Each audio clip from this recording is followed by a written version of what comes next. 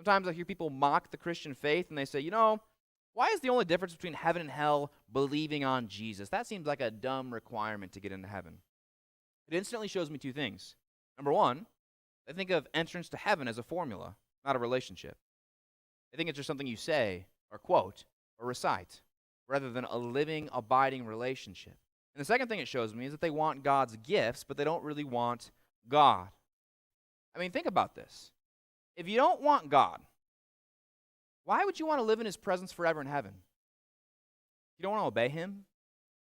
If you don't enjoy fellowshipping with the saints? If you don't enjoy worship?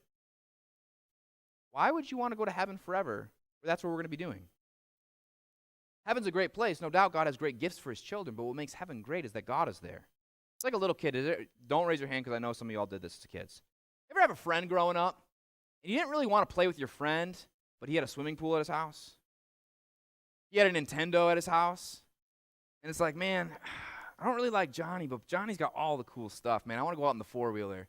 And so you become friends with Johnny so you can go ride the four-wheeler, right? Church, that doesn't work with God. I just want to be friends with God so I can get the good blessings and stuff. But I don't really want God. In church, heaven is a lot different than going to Johnny's house. Because heaven's not just about God's stuff, it's about God's presence. There's no such thing as stuff without God. He's the creator. That's the whole problem with idolatry. How can I get God's stuff without having God? And we believe we're entitled to God's stuff. And then we get angry at God, right? We shake our fist and say, how dare God hold back from us? Even though we don't thank him, recognize that everything belongs to him, recognize that we ourselves belong to him.